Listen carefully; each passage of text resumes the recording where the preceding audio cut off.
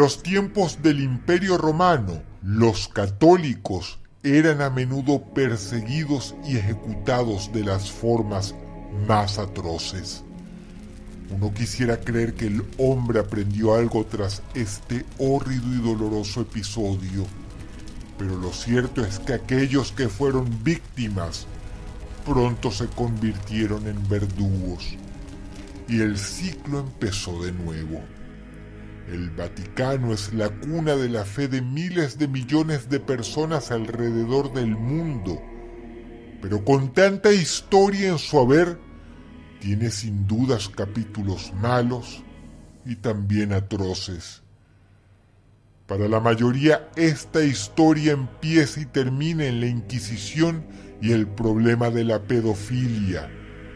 Pero estos son solo un par de entre muchos episodios interesantes y casi desconocidos. Prepárate para un viaje completamente perturbador porque esta noche descenderemos a través de los 7 secretos más oscuros del Vaticano.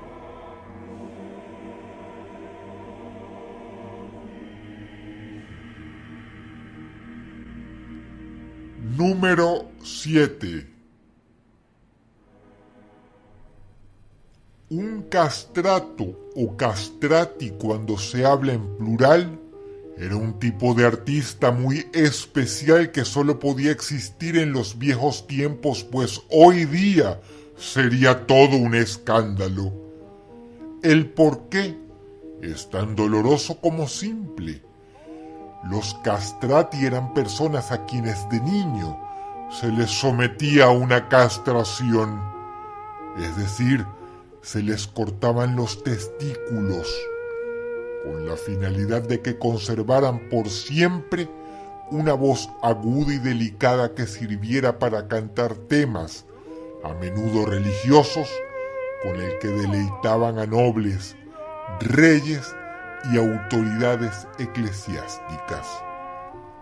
Para que te hagas una idea, de fondo estás escuchando a un cantante lírico llamado Alessandro Moreschi, el último castrato de la historia.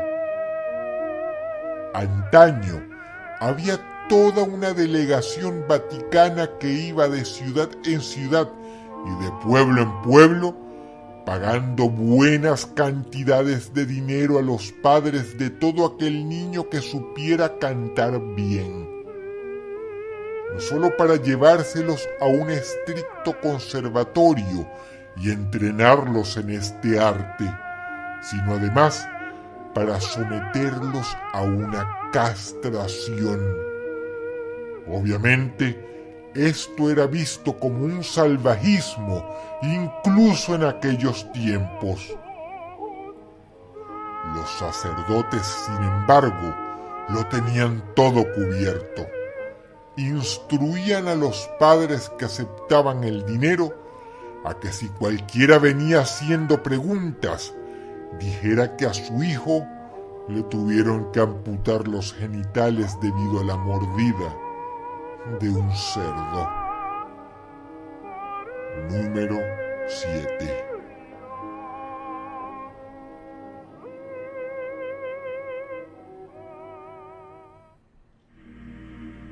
Número 6.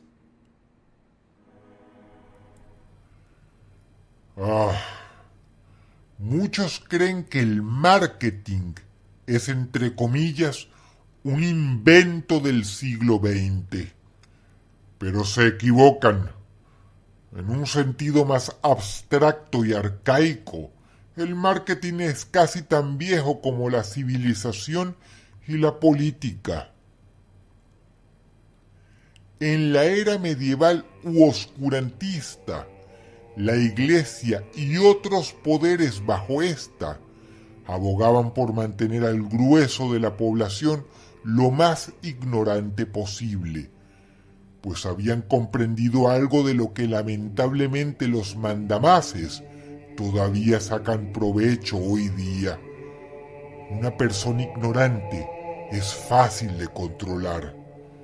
y un método increíblemente efectivo con el que el Vaticano atraía nuevos adeptos era con estas bellísimas vidrieras. Ponte en los zapatos de una persona común de aquella era. Ten en cuenta que un analfabeta que jamás había visto nada fuera de su reducidísimo pueblo, que no conocía siquiera el vidrio, se sentía increíblemente maravillada cuando miraba esto.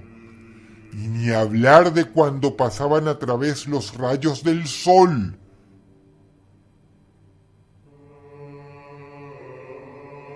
El Vaticano encargó cientos de miles de estas vidrieras, no porque sintieran especial favoritismo por este arte, sino porque lo usaban en los templos a modo de venderle más fácilmente al pueblo la idea de un paraíso, de una vida sin carencias ni límites. Aunque no lo creas, estas vidrieras eran un poderosísimo producto de marketing de entonces. Número 6.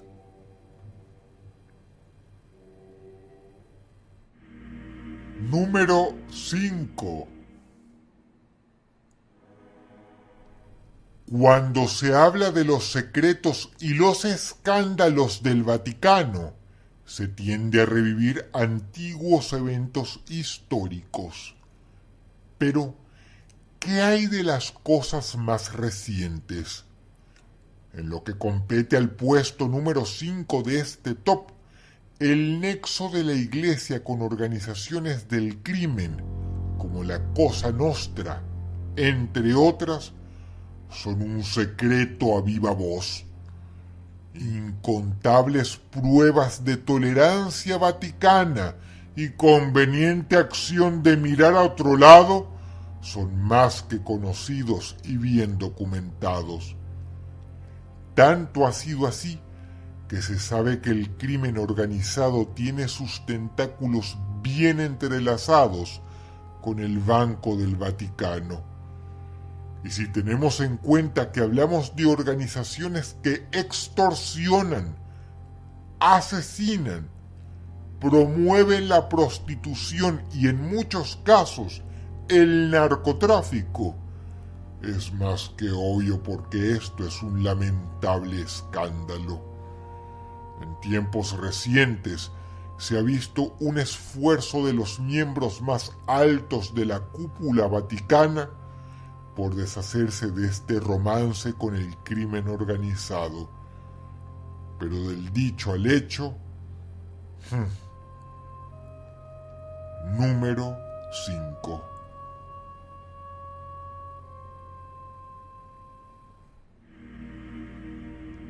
Número 4. No todo tiene que ser necesariamente oscuro. El Vaticano también guarda secretos tragicómicos que te pueden hacer sonreír. La siguiente alegación puede prestarse a discusión, pero pasa que según muchos entendidos, este fue el más grande artista de la historia. Fue arquitecto, pintor y escultor. Y en todas esas disciplinas excedió de tal manera que incluso en pleno Renacimiento, periodo histórico que parió a varios de los artistas más importantes en la historia, nadie igualó a Miguel Ángel. Estamos hablando del hombre que ideó y pintó la Capilla Sixtina, el cuadro de la creación de Adán, y también esculpió esto. Sé que cada cosa que apareció en pantalla la reconociste. Considera que todo eso es obra de la cabeza y mano de una sola persona. Pero había un detalle que hoy para nosotros no es un problema, pero en aquel entonces sí. Miguel Ángel era homosexual, y no precisamente un homosexual discreto. Era amanerado y del tipo escandaloso.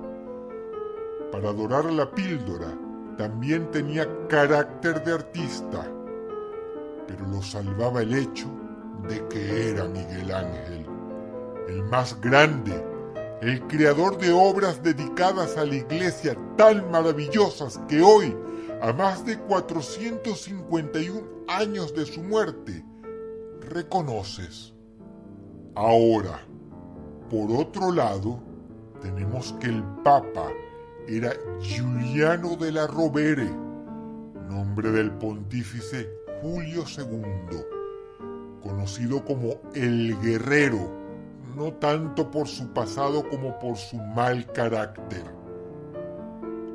Te podrás imaginar que a todo el mundo se le ponían los pelos como escarpias cuando Julio II, un burócrata con temperamento, y Miguel Ángel, un artista con carácter, estaban en el mismo cuarto.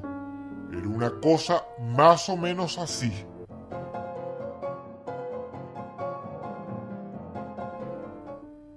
Pero lo lindo de esta historia es que, aunque no lo creas, ambos eran muy buenos amigos.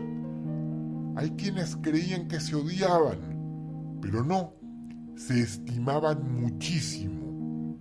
Y obvio, Julio II podía haber sido muchas cosas, pero jamás un tonto. Él sabía muy bien la condición sexual de Miguel Ángel, y eso no impidió que lo defendiera muchas veces y le sacara las castañas del fuego otras tantas. Y no pienses mal, Julio II era heterosexual. Simplemente, ambos eran amigos.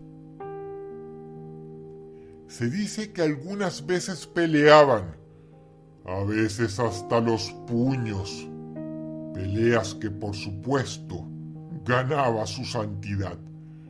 En ocasiones Miguel Ángel aparecía con un ojo morado.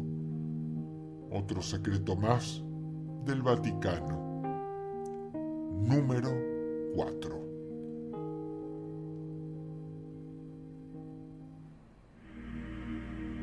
Número 3. Muy como decir tortura china. El término tortura medieval está cargado de mucha simbología. La razón es simple. Se relaciona directamente con la Inquisición. El escrito del Papa Inocencio IV lo estipula muy bien. Si la tortura es apropiada para aquel que rompe las leyes del hombre, entonces es más apropiada aún para aquel que rompe las leyes de Dios.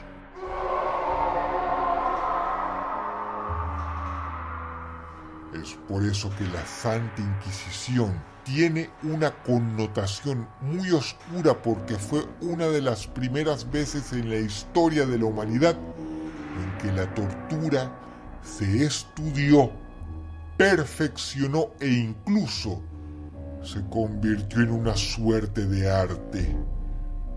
Ora, para hacer padecer a un desgraciado los peores tormentos, ora para sacar alguna confesión. Y muchas de ellas, como la privación del sueño, la tortura psicológica o incluso el conocido waterboarding, son usadas hoy día en versiones más modernas por las milicias de algunos países. Pero si todas esas cosas tuvieran copyright, le pertenecerían al Vaticano. Número 3.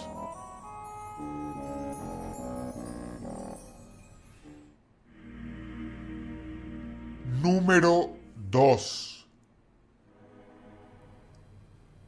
Es obvio que, siendo una de las instituciones más antiguas del mundo, la Iglesia haya tenido trifulcas internas. El problema es que hubo tiempos en que el Vaticano tuvo modos bastante duros de lidiar con estos problemas. Martín Lutero no fue el único que puso el grito en el cielo al ver lo que consideraba como una estafa del Vaticano hacia el pueblo, ya sea por sacerdotes cobrando dinero por conceder la entrada al cielo o por abusos de poder de diversa índole.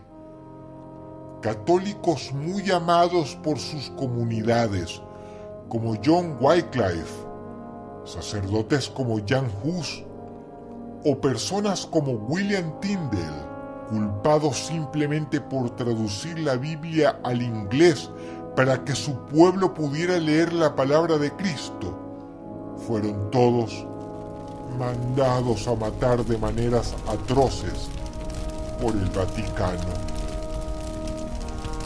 Número 2.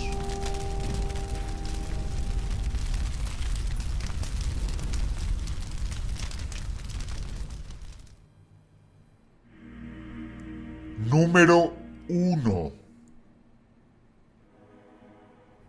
Si pedimos tu opinión sobre qué acción objetable ha cometido el Vaticano en los últimos tiempos, el tema de los curas pederastas probablemente saldrá a colación. Muchos otros hablarán sobre la Inquisición, pero respecto a esta, hay una verdad que pocos saben. A ver, a pesar de ser un pensamiento desagradable, uno puede hacerse la idea de por qué un sacerdote medieval o una monja de entonces estaría interesada en ver arder a una persona acusada de brujería, de hacer pactos con Satanás, con Belcebú. Es atroz, sí, pero se puede llegar a contemplar el tren de pensamiento de una persona así. Sin embargo, la realidad era sensiblemente peor.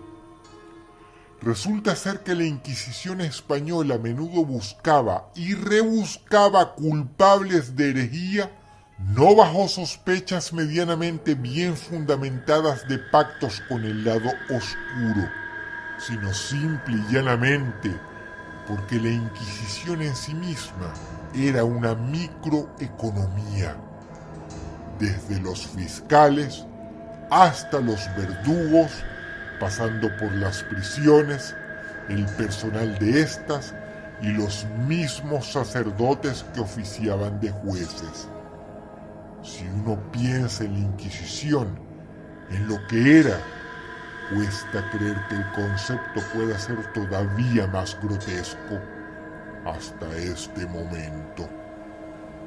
Ahora sabes que muchas personas fueron llevadas gritando y llorando al cadalso, no bajo sospecha ideológica de herejía, sino porque simplemente la Inquisición era un negocio que mantenía a muchos empleados del Vaticano.